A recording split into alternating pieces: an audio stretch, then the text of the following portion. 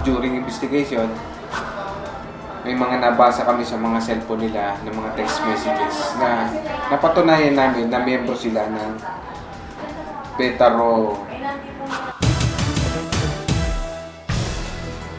Welcome back po. Kasama pa rin natin si Congresswoman Joson, si Ginoong De Castro, si Attorney Kaluya. Makakasama natin ngayon si Dante Jimenez na Presidente at Founding Chairman ng Volunteers Against Crime and Corruption. Kayo po ba ay member ng fraternity?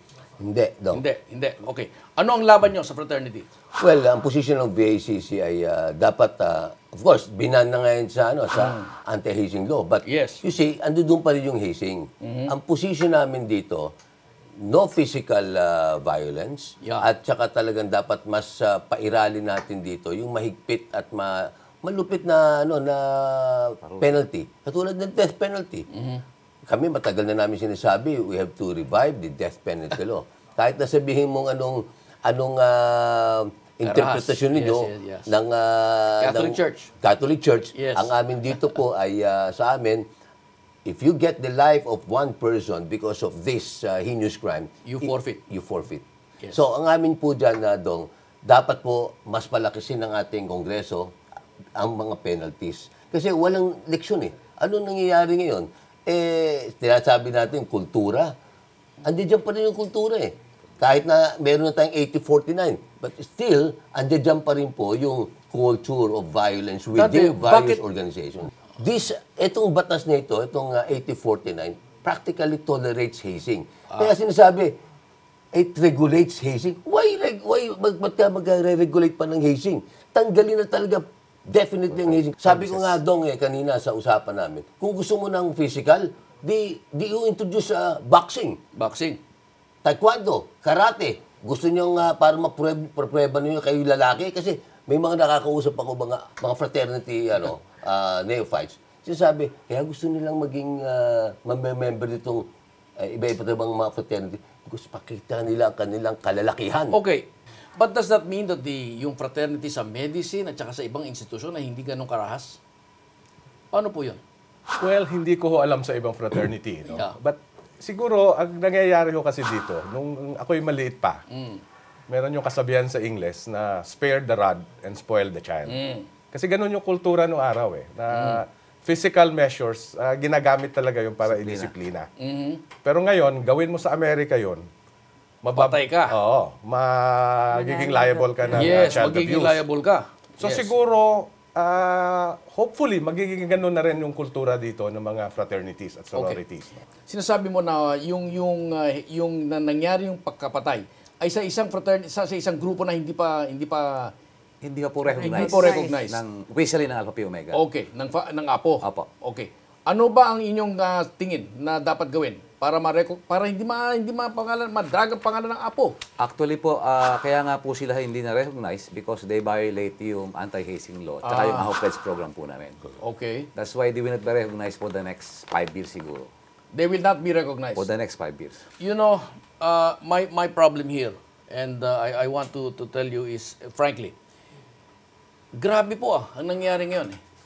Ang sa Aquila po, right after yung I want to say this quite openly, right after the incident of Lenny De Villa, kami po ni Justice Avellana, nasirang Justice Avellana, namatay na po yun eh. Kami po ang nag-organize ng isang physical, pero it's all hard work on the part of individuals. Pero ngayon po ng mga neophytes, ano po nangyari sa kanila? Nagbunga ho yung inyong yung inyong binhi. Yeah.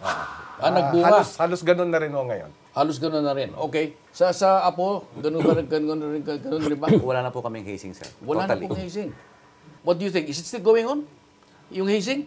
Sa Aquila Leyes. Hindi po. Hindi lang po sa Aquila Leyes, pero sa iba po. Ito na nga, marami mga namatay.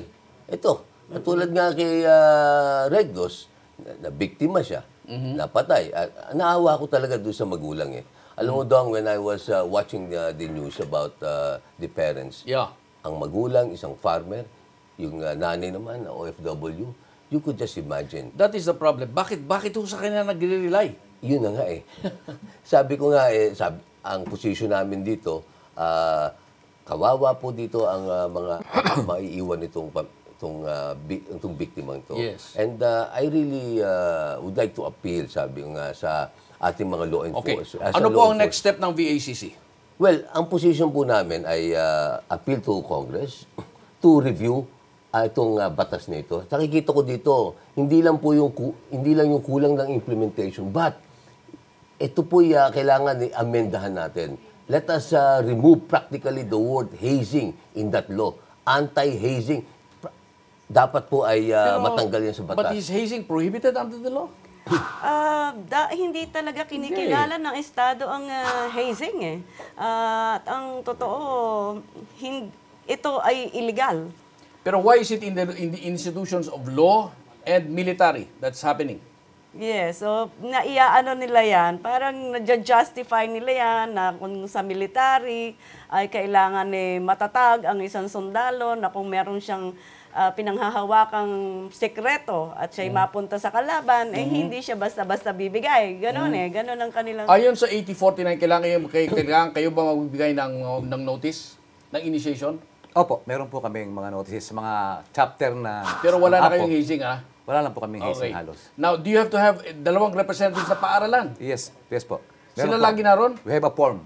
Ba? We submit it to the schools. But you don't think that it's time to abolish fraternities?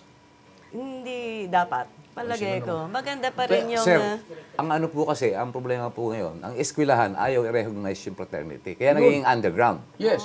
If they recognize the fraternity right now in all schools, nagsasabit po yan ng pangalan ng officers at members. Yes. So hindi na po magkakaroon ng hazing dahil madali na pong ipinpoint yung mag-hazing ng mga involved. Okay. kung Yung po ang pinakamaganda. i-recognize. We'll take a final break. Magbabalik ang Dekalibre po. Kailangan talaga na i-review. Hindi pa ba tayo natuto? Have we not learned lessons from those past tragedies?